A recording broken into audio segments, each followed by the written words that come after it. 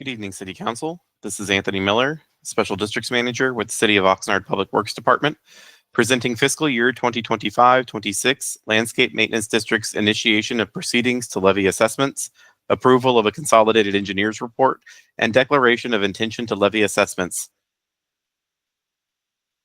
Recommendation: that the City Council, acting as the legislative body of the City of Oxnard Landscape Maintenance Districts, or LMDs, 1. Adopt a resolution of the City Council of the City of Oxnard, California, initiating proceedings to levy assessments against real property for fiscal year 2025-26 in connection with the city's landscape maintenance districts. 2. Adopt a resolution of the City Council of the City of Oxnard, California, approving a consolidated engineer's report regarding assessments against real property for fiscal year 2025-26 in connection with the city's landscape maintenance districts. 3. Adopt a resolution of the City Council of the City of Oxnard, California, declaring its intention to levy assessments against real property for fiscal year 2025-26 in connection with the city's landscape maintenance districts, setting the public hearing for June 17th, 2025. 4. Approve a one-time fund balance contribution from the general fund to LMD 49 in the amount of $54,102 as outlined in this staff report. And 5. Approve a distribution of LMD 54 reserve fund balance in the amount of $31,386 to the equivalent benefit units in LMD 54 as outlined in this staff report. This is a map of special districts in the City of Oxnard. Background: the Special Districts Division of the Public Works Department manages 50 special financing districts, which includes 36 LMDs.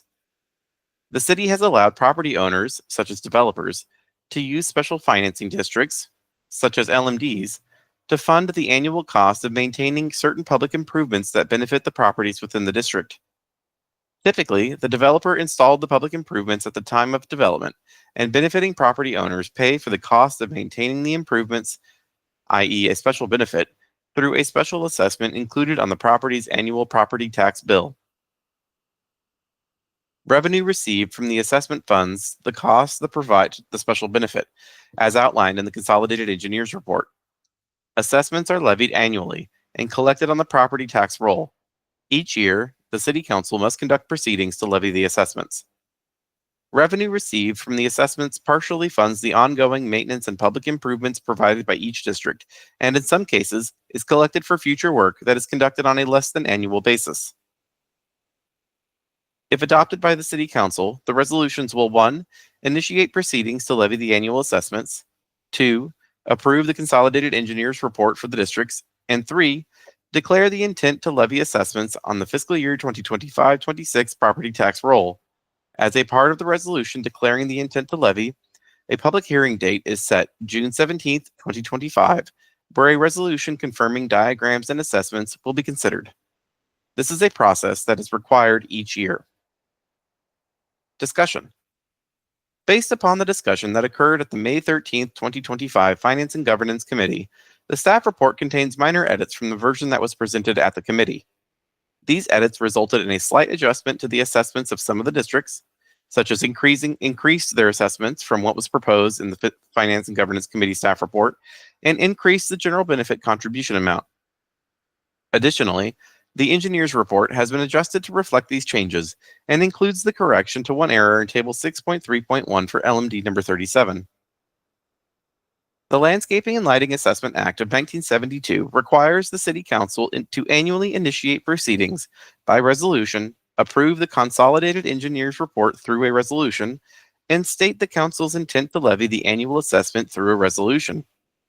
In compliance with the Act, an annual review and evaluation of each district's revenues and expenditures contained in the Consolidated Engineer's Report is conducted. This report consolidates the city's 36 LMDs into a single report, but evaluates each district individually. The report includes a description of the improvements, the projected annual maintenance costs, and funding to be collected for projects done on a less than annual basis, if any. The method of assessment, apportionment for each lot or parcel within each district's boundaries, and a diagram showing the parcels within that district. The Act also permits the city to raise the cost of certain work in an LMD through installments collected over up to 5 and sometimes more years. The use of installments in connection with an LMD allows the city to spread the cost of a planned project expenditure over several years.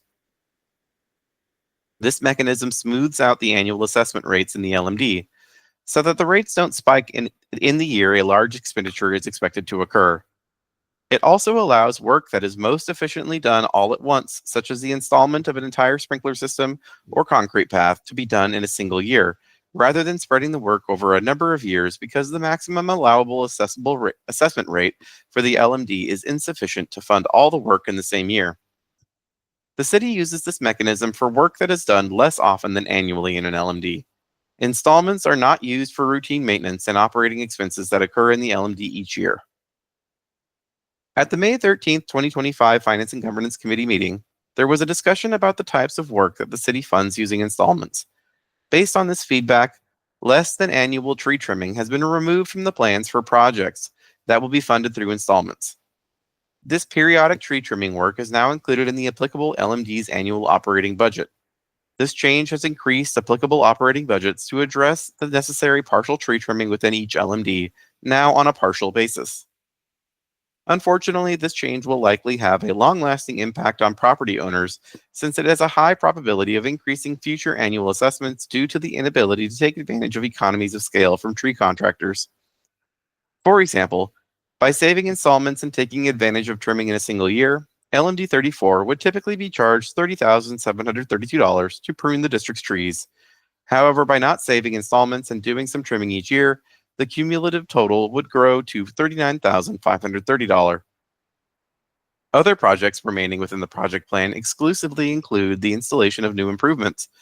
Further detail has also been added to the report to delineate project reserve balances from projected operating reserve balances. The report also provides an analysis of each district's annual financial status. It separates into portions the cost of general benefit, other costs funded by a non-assessment fund, and the cost of special benefit to the benefiting properties is funded by the applied assessment rate. The actual services provided to each district varies from district to district and are based upon the property owner approved services and funding. The applied assessment rate is the amount needed to fund the services of each district and is the amount actually levied on the property tax roll.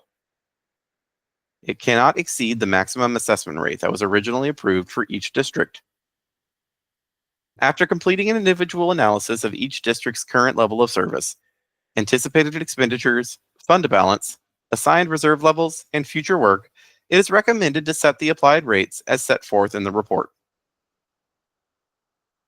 Parcel-specific detail of the proposed maximum and applied assessment is included in the report as linked and is also available from the city clerk's office and accessible from the city's website. Costs considered to be of general benefit, as defined in the report, are not allowed to be assessed to the properties, and therefore are apportioned as a non-assessment fund expense. The general fund is proposed to cover additional costs, including a one-time contribution to LMD 49, which is outlined in the fiscal impact section of this report. The fiscal year 2025-26 proposed operating budget includes funds necessary to cover these costs. Additionally, LMD 54 is projected to have too high of a fund balance than allowed, and subsequently will be providing refunds to property owners within the district. The specific amount is outlined in the fiscal impact section of this report.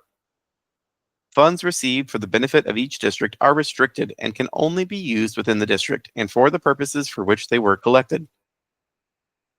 Some of the district's applied assessment rates are proposed to increase from last year, while others are expected to decrease. This is due to changes in expected maintenance expenses, completion of scheduled projects, services such as tree trimming, sidewalk grinding, removal and replacement of displaced sidewalks, irrigation repair, electrical systems repair, and lighting repair and replacement. In no district is the assessment levied at a rate that is higher than the maximum assessment. The deadline for delivering the assessment information to Ventura County is July 7th, 2025. For fiscal year 2025-26, the proposed assessment calculations are as follows. These figures are rounded.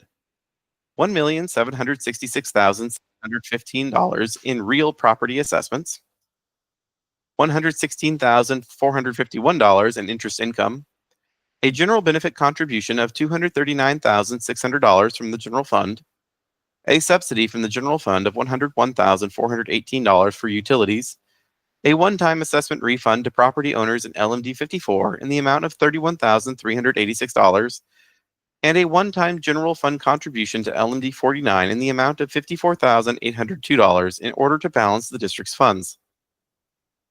Questions?